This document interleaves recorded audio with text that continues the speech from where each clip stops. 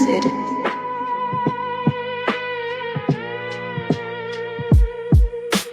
Early in the morning, relax ang una-huna. Bawal ka nga sa puton, kinaakay kabuton. Kailangan ta mo bangon para sa pagmaon. Ayaw ko ba mong buntag sa'yo sa kabuntagon na ay makasapot sa palibot. Ayaw na sila tagda kay wala na sila'y labot. Siguro naman ilip sa atong mga buslot. Dili ta pabitad sa ilahang mga bukot.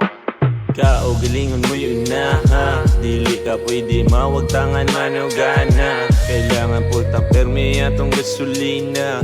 Kinaatay pangandoy para ni mama. Kay baw ko dagan sa dang pagsulay. Makauna na sa tauglaay. Para banti lang kanunay. Nasa gulag lipay-lipay. Dili man kanunay. Importante dagan kay hapsay. Dagamang problemang niabot. Kay ba ko daghang grasya sad nga muabot. Dagamang problema nga atong giatubang. Kanatanan kaya na nato isagubang.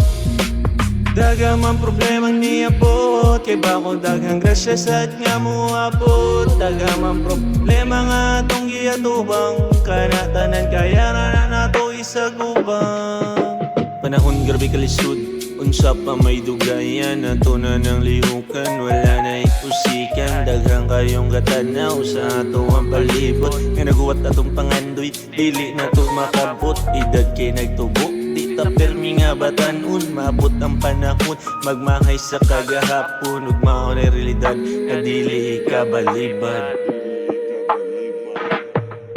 Ug karon na anak ay naabot. Ayaw kalimot og lingi kung asa nagikan. Kay kung unsay naani mo ron, temporary ran tanan. Kay lumalabay rata diri sa kalibutan. Mao ayaw kalimot, pasalamat samahan. Og ilabi na si imuhang mga ginikanan. Nga mao'y nagsagubang sa tanang problema nga imong nagian. Naguna pa na sila.